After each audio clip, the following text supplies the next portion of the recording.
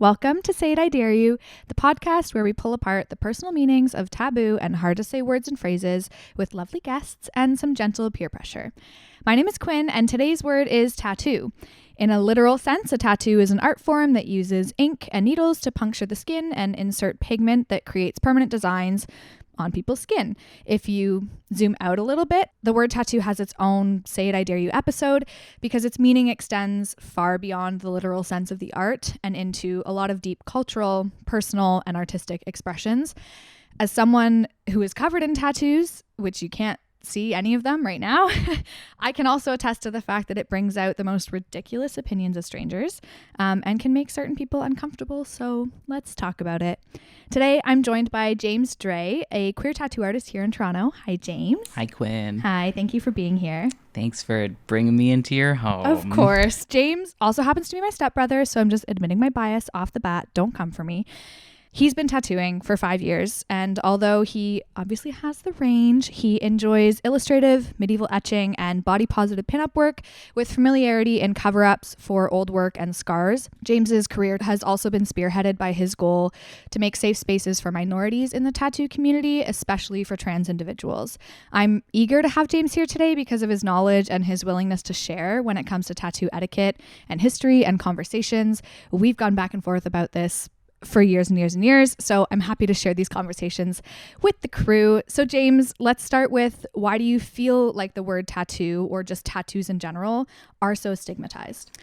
I think it originally comes back to its history, just because its history in the Western world deals a lot with, I guess, where it started, which was sailors traveling places, seeing the world, getting involved with these communities, and then coming back and sharing it. Obviously, that's like a very microscopic blip on the history of tattoos.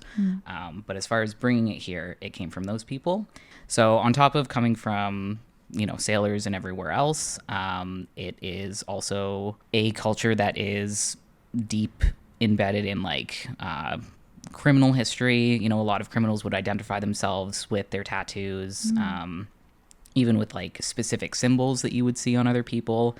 And then, of course, it got introduced into the youth, specifically in the UK, who thought it was just cool because they saw these cool, sailors and criminals and stuff coming back with these sweet tattoos. And the parents of these kids were like, tattoos are bad. My kids are permanently marking themselves with these terrible, terrible designs. Yeah. Why would you ruin your beautiful skin? Yeah, exactly. Yeah. Do you think the history is ingrained in what people think now, or do you think we've kind of grown to create new stigma around it? Both. Definitely the old stigma with, the older generation. They're, definitely still viewing it from those old things. Only criminals, only lowlives, only people in the military have things like this. But only people overseas have that. Right. You don't see that in, not in my backyard kind of mentality. Gross. Yeah. Yeah, exactly. Yeah. The whole oh, but your beautiful skin. I've gotten that before. Yeah. And I'm like, what about it? It's still there. It's fine. I didn't take it away. So what's your take? I'm sure it's a hot one, on tattoos being unprofessional. It's so stupid. This comes up a lot because I start doing tattoos, very first time tattoos for people our age, and they want them on their hands or on their face or on their necks. And those are what we call job ender tattoos, basically. Not because I think having a little daisy on your hand is going to destroy your work-life balance. But your ancient 90-year-old boss Jim at the photocopy factory is gonna see just a gang symbol. Yeah. So those damn daisies getting us again. Those damn daisies. It's always just the fine line daisies. Yeah. My very first job, and keep in mind this was 2013. I wasn't allowed to have tattoos. If I had them, I had to cover them. But we also had to have a normal, quote unquote, normal colored hair. Yes. So no fun colors. If you were blonde, you were blonde, brunette, black hair, and that was kind of it. Even red, unless you were a natural redhead, you weren't allowed to dye your hair red. I think a lot of the word stigma, right? Yeah. Okay. A lot of the stigma comes from the thought that these decisions are impulsive, and they can be impulsive decisions. That's what walk-ins are. But a lot of these times tattoos are extremely thought out. People have been dwelling on this idea for years, but people who see tattoos only view it in its finished form. They don't see how long these people have been thinking about it, the hours that it took to actually get the ink into their skin, the time it took healing it. So, it's very instantaneous to the outside world, whereas if you're actually the client getting a tattoo, it can be a long and very emotional process. And I think that's what's so frustrating to people. Yeah, tattoos can mean a lot to some people. Tattoos can also mean absolutely nothing. Like I have a giant blue flower on my arm. People are like, what does it mean to you? I'm like, it's pretty. It's pretty. I like it. And then sometimes I'm like, I fucking hate it. But what am I going to do about it now? I might as well not regret it, Yeah, Moving it's very nice. I like your blue flower. Thank you. Thank you so much. It's very pretty. Do you think that there is a shift in that view of unprofessionalism in tattoos nowadays, at least in Canada and kind of starting to be? Yeah. Definitely starting to be, especially because the tattoo world is starting to be less gatekept. This was like a big gatekeepy community for a very, very long time. And within good reason, I am doing something technically medical to you. So, I don't want anyone just going in and doing potential harm to themselves. However, I think giving people the knowledge of what tattooing is, how it happens, the process of it has helped remove these like negative views on this art. Yeah, I think also like our generation and younger gives less fucks. Like there's a lot of people that are like, if I'm gonna work for someone who's gonna not see value in me because I have a daisy on my hand, they're not somebody I want to work for. No, absolutely not. Yeah, like we just have better things to worry about. Don't get me wrong, there are things that I will see tattooed on people that I'm like, that wasn't it. I don't trust you. That ain't it. But they are few and far between. And usually when people have those tattoos, they are aware that it was a bad decision at the time. Right. And then no we fix regrets. It. Yeah, no regrets. How did you feel about that meme when it came out? It was pre-tattooing me. Oh. I was, I think, still in high school when that happened. Oh my gosh. So. Oh gosh, I'm aging us. I'm sorry. So when it comes to people misunderstanding tattoos, I think that is a lot of the stigma, a lot of the like belief of unprofessionalism is they just like, they don't know what it means to people. They don't know the history around it. Yeah. What do you think is something that people often misunderstand about tattooing? That it's dirty. Oh. A lot of people, so, I tattoo a lot of people my age just because tattooing is mostly with, the majority of the people that I tattoo are around their like 20s to 40s. And I will get a lot of people in the, 20s age group who are like, oh yeah, I told my mom I was going to come and get this. And she asked me, is it safe? Don't they just reuse the needles? People even still asking me, like, I'll be doing my cleanup and I will go to toss, the ink because it's contaminated with all of their blood. And I'll be setting up to do their friend's tattoo. And they're like, you can't just reuse the ink. Oh. Right. So like people truly have no idea that like we have gone way beyond reusing inks, which honestly wasn't even really done. Yeah. Unless it was super not shady. In professional settings. Yeah, not in a professional setting. Yeah. I will also say, I think there's a lot of tattoo culture, like you said, like very gatekept. I started getting tattoos younger than I should have. 15. She anyway. Was 15. And I remember even once I was legal age to be getting a tattoo, feeling very intimidated by the setting of tattoo shops. Yes. That's something I love about the shop that James works at, is it's like, it's very gentle music and light colors and it's bright rather than like heavy metal and red and black, which if that's your gig, that's your gig. Like if that is where you feel comfortable, all the power to you. But I think there are so many people that might be adverse to getting tattoos just because of the culture that is surrounding like hardcore metal, tattoo guys. And I don't want to necessarily get too into it because it's kind of a bummer, but we get a lot of specifically women who come in and we're like, I was turned away from other shops. I didn't feel comfortable in another shop. I was sexualized in another shop. I was bullied to get something that I didn't want to get, or too Yeah. big, or in a spot I didn't want to get. You know, and they come in with sort of their guard up expecting this kind of treatment. And I think it's really bullshit that that's what they're expecting to walk into, to do something that is honestly really intimate. Like, you're about to spend about an hour of me causing you pain. Yeah. Like, I would like you to be as comfortable as possible. Yeah, absolutely. And I can vouch for their shop for creating that atmosphere for sure. And I think also just like I said in your intro about creating safe spaces for queer folks, it absolutely is that as well. In terms of when it comes to, I guess, that history, that generalization of what a tattoo shop is, what a tattoo is, a lot of this podcast, the point of this podcast is not only to talk about things that are uncomfortable for people, but also have it be educational and ideally like shooting the shit with some friends and learning something. So can you help share a little bit about the history of tattooing? I know we talked a little bit about its origin, but its cultural significance, even just for folks who maybe don't know. Yeah. So tattooing has predated mummies. I specifically say mummies because historians first discovered the existence of really ancient tattoos by, you know, excavating Egyptian ruins and finding that specifically female mummies had like markings in their skin. And there were a few, like there were occasionally dudes that they would find, but it was really just like explicitly women in Egypt who would have tattoos done to them. And so that was like the earliest we knew about it until they found, I can't remember the name of him, but they found a dude in ice. You know, your classic Frozen dude story. Just a dude in ice. Yeah. Who was from like the Neolithic area. And he was like covered head to toe in tattoos. Cool.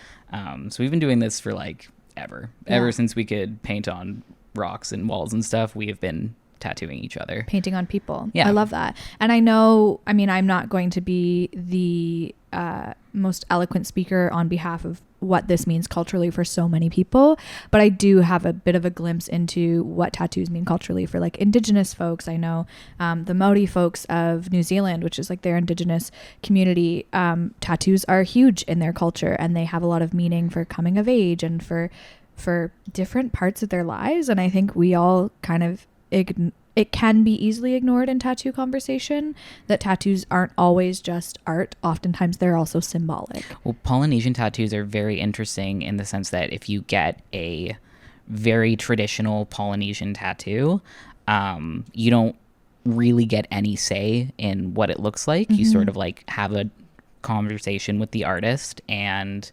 they figure out your life and your life route and all of these other, I won't go too into it because like I'm not an expert on Polynesian, but you know, they design something for you that is unique to you and unique to your life experiences and unique to what you would like to do. And oftentimes these tattoos grow with you, so you add more to them the older you get.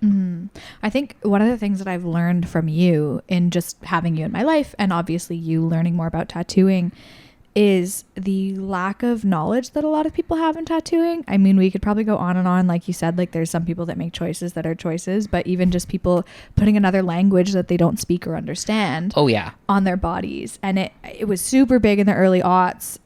I know so many people who have it. I was this close. I almost did it, and I'm so glad I have English words down my spine.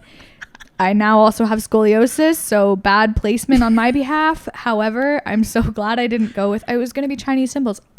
Chinese symbols, Mandarin. I didn't know the difference between Mandarin and Cantonese when I was 16 when I got this tattoo. We literally have a thing on our waiver that says like, I am not responsible for the other languages that you get on you. And it's specifically because like I speak English. Yeah. Like I really don't speak any other language. I can't translate these things for you. I don't know what they mean. I don't know the grammar. So if you come to me and you have Google translated a phrase into Japanese, there is a good chance it is not what that actually says. And hot take maybe, but if it doesn't belong to you, maybe don't get it tattooed on your body. Yeah. Oh hey, just popping in to say thank you to our episode sponsor, Flowjo. This is prime holiday gifting inspiration, so listen up. Flowjo is a card box company that helps everyday people live their best lives through self-care and healthier relationships, one card at a time. Last time we talked about the self-care bucket list, which is still an absolute fave, but this time I want to talk about the couples bucket list. This pack of 100 cards is filled with many challenges for couples that will have you trying new things, deepening your connection, and finding your fun. With prompts like catching the sunrise and the sunset in the same day or becoming a regular at your local pub, this will fill your life with tiny micro moments of joy and connection that build your relationship. These boxes make great gifts for your significant other or for those couple friends that you don't know what to get them because you got them a bottle of wine last year and the year before that and the year before that. So you can get 15% off using my code SIIDY at checkout. Head to flowjo.co, that's FLOWJO.co, and enter SIIDY for Say It I Dare You at checkout and get 15% off store-wide. Happy shopping! So a little bit of a pivot here, just in terms of talking about what the stigma actually brings out in conversation in your everyday life. What is your favorite or like most wild encounter of somebody commenting on your tattoos? Okay, so something you learn very quickly when you become a tattoo artist is drunk people love you. All drunk people want to talk to you. All drunk dudes, specifically drunk dudes, I'm looking at you. You all want to tell me about this big tree that you want to get all on your back or your arm. And like usually a lion or a dragon. The amount of I want to get a full back piece of a dragon while you are 3 Jaeger bombs deep. I love it. Do you encourage them? I'd be like, that's a great idea, Jeff. Honestly, I'm just like, tell me everything because you look so excited to just talk to someone. People undress in front of me.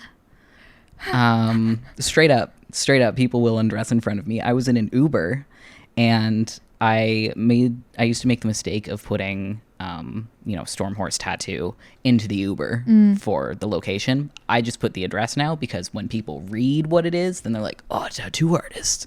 Sick. Yeah, let me hit you up.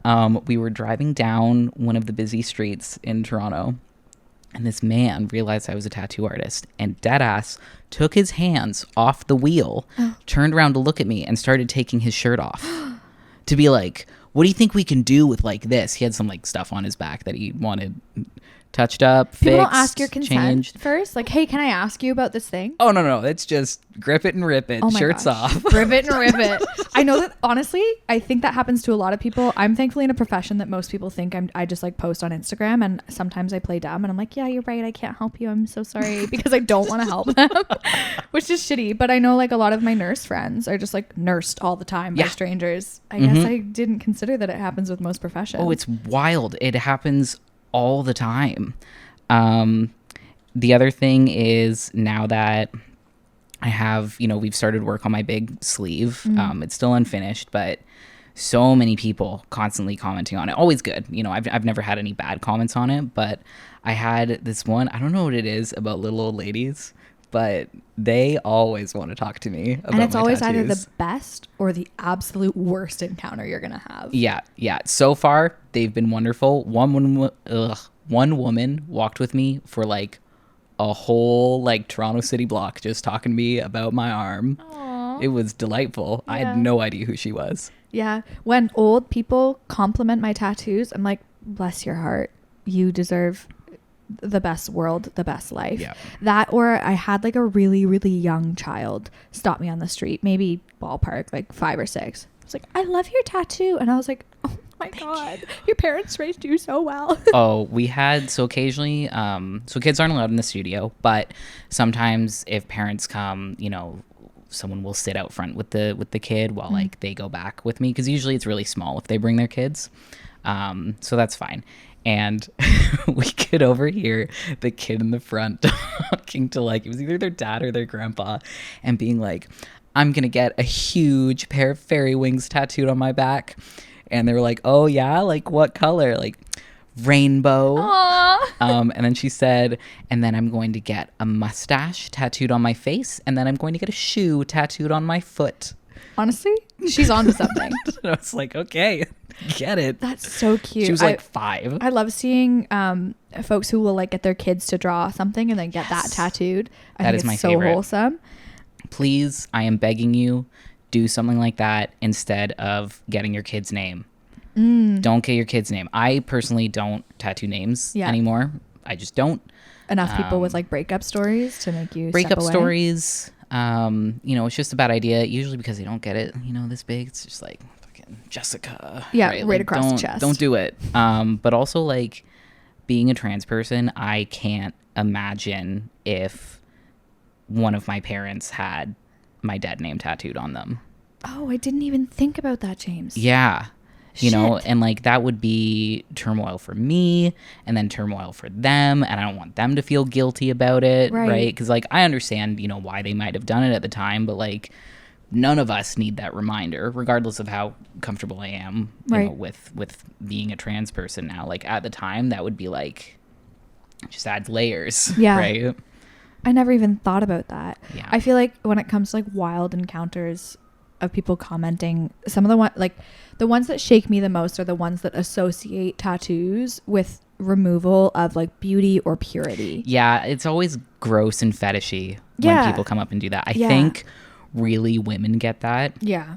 I don't hear a lot of dudes saying like, oh yeah, like, my grandma said I ruined my skin. That's about the extent of it. It's always women who are like, yep, dudes always comment and say that I ruined myself, which is just like gross. Or older people like, oh, you ruined your beautiful skin. I'm like, well, thank you. I'm gonna take it as a compliment first and foremost because you think my skin is beautiful, but also like the tattoos don't remove. How did that negate from me as a person? Exactly. Or people that are like, what's that gonna look like when you get older? I'm like, you're clearly somebody who already has a hate on for wrinkles, which how dare you? Wrinkles are so fucking cool and like a symbol of life.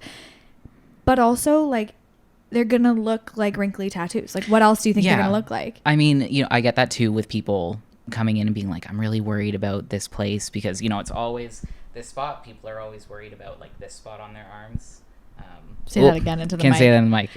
People are, and also like it's not a visual thing. No one knows what I'm talking about. People are always worried about like the soft spot underneath their arms, like by their armpit. Yeah. They're like, oh, like my skin's gonna sag there. Like, okay, whatever. Yeah, now you're gonna have fine. colorful floral saggy skin instead of normal plain, which is also totally fine and acceptable saggy skin. Having a tattoo there or not having one isn't going to change the fact that we all age. Yeah, so and I think people who have opinions about wrinkles will have opinions about wrinkles whether you're tattooed or not. Yeah, I think that's how it's gonna go. So has anyone commented ever similarly on like your career as a tattoo artist? Like been like, why would you do that? No, in a weird way it's almost been the opposite, especially with my dad's parents. They were always like, don't get a tattoo, blah blah blah. And now that I am a tattoo artist and I've opened up that professional door, because they can see the worry is that like, how are you going to make money doing that? Right. And now that they can see like I can make money and I can support myself by doing this creative job, they're very curious. And they have lots of questions and they want to know like how it is possible for someone to live and do that. Not like how do you live with yourself, but like how do you exist in this lifestyle, right? And like what kind of people do you meet, and really weird specific questions like, can you tattoo old people? Yeah, I mean, some people don't have an information station to learn those things. Like they never thought about those questions until they were confronted with your existence, and then they were like, wait a second. And now they're very excited by it. I love that. Yeah. I also feel like similarly in my profession as a freelancer, like it's kind of the same. It's very much until I prove my grit, people are like, how do you make money? How are you going to be a writer for a living? I'm like, well, let me just show you. Also, like, why do you care? Yeah, get off my dick. You don't have my job, so relax. I do feel like James and I were raised by the same like parental units, give or take, and there's like this running joke that I say where they really, really meant it when they said you can be whoever you want to be. Yeah. Because they have a trans poly tattoo artist kid, they have a queer freelance writer kid, and then our other brother is straight as a pin, devout Christian man. Professional chef. Professional, really like high-end chef. High-end chef. We're all in, technically, like, cooking is an arts, so is tattooing, so is writing. We're all in arts. Like, they said fuck our retirement, truly, but they wanted us to be happy, and they said go do what makes you happy and go make a career out of what you want to do and be who you want to be. And it's funny now, but they were realistic about it too, right? Yeah. They were like, if you want to do this, do it. Yeah. Like, don't just, say you want to be a writer and like be, not doing it. Like, don't do anything about it. Like, if you want to write, go get that degree, write some stuff, like talk to publishers, etc. Like, work on your art, work on cooking. Yeah, we're bust ass family for sure, but a loving bust ass family. And I think it, like, look at all of us now, but we all can also really get along in that feeling of like there is a bit of a twinge to it for me to be like, until I could prove to you that it was monetizable, you didn't believe in me. And that must have been kind of similar for you. Is like everyone questioned me until I was like, no, you don't need to pay for me. I'm okay. Well, it's funny because tattooing is one of the few jobs in the arts where you can not quickly, but like realistically be okay. Right? Like, if you want to go into film, you can kind of be working for free for a while before you start to see a paycheck. If you want to be a famous painter, like, oh man, who even knows how long that could take? Yeah. Photography is a mixed bag because you really need to sort of do weddings in order to make money before making a name for yourself. Yeah, it's entrepreneurship. Yeah, whereas like tattooing, you learn how to do it, you learn how to do it good, and then you get your name out there. Yeah. And then you're fine, basically. Yeah. I also call this job apocalypse proof. Why? Well, just, if the if the apocalypse happens, I can trade tattooing for like cans of beans. I'm fucked. You are screwed. I'm fucked. I'm always like, I'll write your resume for what? The apocalypse? My apocalypse I resume. always just kind of say if the apocalypse comes, like, I'm out. Like, I support anyone who's going to fight their fight, but I'm just like, I don't need to put that effort in. I'll fully be Mad Maxed into a gang. They'll be like, we need this, dude. Oh my God. If the world is ending, I'm ending with it. Why do I want to fight it? Sorry, Mother Nature. I probably didn't recycle and I deserve this. I'll see you later. I can't fight with the world of, like, the world ending. Should have been a tattoo artist. That's a whole other conversation. So I wanted to kind of go back and forth a little bit about, I know you and I have joked about like what shit we say to people if they say dumb things to us about our tattoos. So what are some of your favorite like satirical responses to people who say dumb shit about your tattoos? So often I get like, why would you get that? Right. And my quick responses are either why not, or I just look them dead in the eye and I go, that's a weird question. And it really, do I know you? It really freaks them out for a moment. I think that's the best way to do it, is make them question why they're talking to you. Yeah, in the I'm first just place. like, what a weird question. How about hello? Yeah. Because they never start with hello, No. right? So it's just like, why do you have that? Yeah. Aren't you going to regret that? Yeah. Aren't I going to regret that? I just go, probably. My answer to that is no. I mean, I have a little bit of a shield because I get to say, like, this is my job. Right. But, if I'm not feeling like being funny, I'll turn to them and say, like, this is a moment in time that is immortalized on my body. Mm-hmm. And, to you, it's just a silly little guy that you see on my hand or whatever. But to me, this is a specific memory that I get to think about every single time I see it. Yeah. Right. Sometimes it's not. Sometimes it's just a silly man on my arm. Yeah. My physiotherapist asked me this morning about, I have like a bird on my ankle. And she was like, is that a woodpecker? I was like, I don't know. It was some flash tattoo. It was $80 and I liked it. I have no idea what kind of bird it is, but yeah. She's like, you don't know what kind of bird it is? And was like very kindly, but questioning me. I was like, was I supposed to know the exact breed of? No, I don't have a woodpecker obsession. I just like pretty. It's funny. We have a handful of clients who are explicitly flash only people, and they just go around and they collect flash from a bunch of artists all over the place. Cool. And I think that's really cool. For those who don't know, flash is when a tattoo artist like basically puts out a series of art and you just like pick it up. It's not, I've decided I want this specific thing, I'm gonna go and get it custom designed. It's the artist has their own artwork and you can just go and be like, I like that, I want it. And usually it happens in like events and sales and stuff like that. Yeah. But yeah, his name's George on my ankle, and it was Flash. He's great. It's just George. It's not a woodpecker. I don't know what he is. I did a Mike Myers with his ass out flash the other day. Iconic. Right? There's no reason for it other than it's Mike Myers with his ass out. It's funny. Like horror Mike Myers, not like, not comedian, not Shrek. But also Shrek Flash 2024. He's coming. He's coming. Am I allowed to say Shrussy? Shrussy. Yeah, that belongs on the vagina episode. This is my Shrussy. You're gonna tattoo a Shrussy. A Shrussy tat. Gross. I kind of love it. Tell your kids that's the anatomical name for a vagina. Shrussy. Anyway, I feel like I like to kind of catch people off guard. Again, this is just who I am, slightly on the abrasive side, and just be like, if they ask me about my tattoo or they're like, oh, that's really bright, or aren't you gonna regret that? Really bright. It's really bright. I'm like, you're colorblind. Must be. It's not blue at all. Like, I just fuck with them. I love that. Because why are you asking me this? If you're not like a close friend who's asking with a genuine intent, you're asking with the intention of judgment because you have a predisposed opinion about what I've put on my body. And you don't like it, which is fine. Cool. You don't have to like it. Oh yeah. Your mom, who's my stepmom, has fully been like, your blue flower, dude, not my favorite. I'm like, that's cool. My mom doesn't like any tattoos, but that goes back to Bruce. She likes, Bruce being my father. She likes the tattoo that you did on me on my, I call it my minty booty. I have a mint sprig on my thigh. That was when I was learning. Yeah, when James was just a baby. 4th tattoo. Baby tat. But yeah, the mint tattoo also brings out like people sexualizing me because I'll be like, oh, somebody's asked me where my tattoos are and they're like, oh, let me see that one. I'm like, no, get out. Leave. Ugh.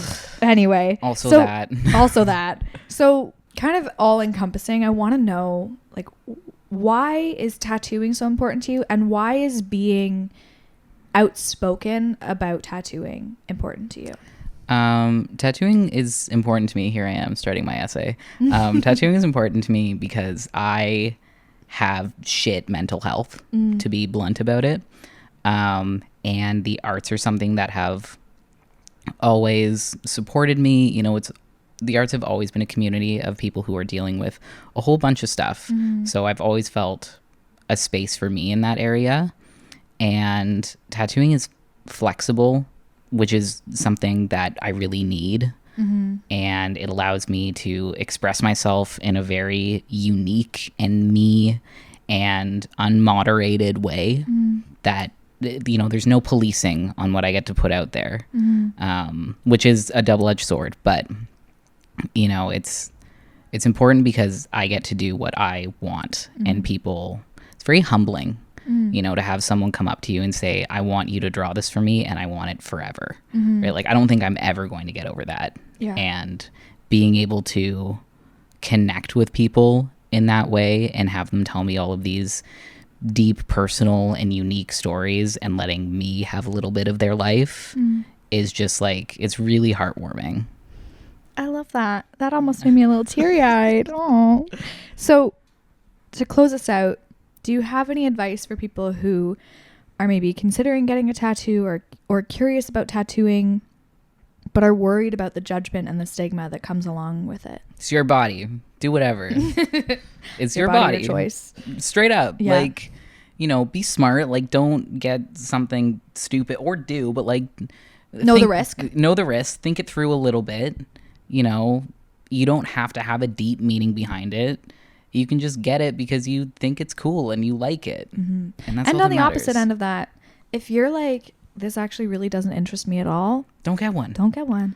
Lots of people are like, oh, that's really pretty, I want to get a tattoo. And I'm like, no, you don't. You just like them and they're pretty to look at, and that's fine. You don't have to go further than that. I've talked to people who are like, I want to get a tattoo, but I don't know what I want to get. So I've just like kind of been thinking of something. I'm like, don't come up with it. Wait till it comes to you. Yeah. And then they do say, and I can attest to this, and I'm sure so can you, that tattoos feel very addictive. Like once you have one, you likely will want more. That's an experience a lot of people have. It's the pain fear. It truly is the pain fear. Yeah. Like people always ask me, I want to get this tattoo, but where is it least likely to hurt? Right? Like don't base where you put your tattoo on where it's least likely to hurt, because pain is relative. Yeah. It's going to hurt no matter what, but it's temporary, so put it where you want it. Places I'd avoid, joints, those are usually extremely painful, armpits, elbows, knees. Foot. Feet. James did my foot tattoo, and I hated every feet second tattoos. of it. They're painful. They're pokey. Yeah, they're very pokey. Yeah. I would also say fear of commitment. Like a lot of people are just like, but that's forever. I'm like, if you're not a forever person, don't talk to your husband, but also don't do it. Jesus. Just kidding. Anyway, James, thank you for this conversation. I feel like it's been very educational. We've had this talk 100 times and I still feel like I learned a lot today. So thank you for being here. Where can people find you on the interwebs? They can find me on Instagram at Daemontid, DAEMONTID. Or you can find me just on our store's website, which is just stormhorsetattoo.com. Stormhorse is in the west side of Toronto. Highly, highly recommend. I'll admit my bias, but it is also very safe space, very safe shop, really great artists. I've been tattooed by not only James there, but other artists in the space too. And it's just always been a good experience. Thank y'all for listening. You can find us at Say It I Dare You Pod on TikTok and on Instagram, or you can follow my personal Instagram at Quinn Palmer. I'm not as funny there, but thank you very much for listening, and we will see you again next week. Thanks, James. Thanks.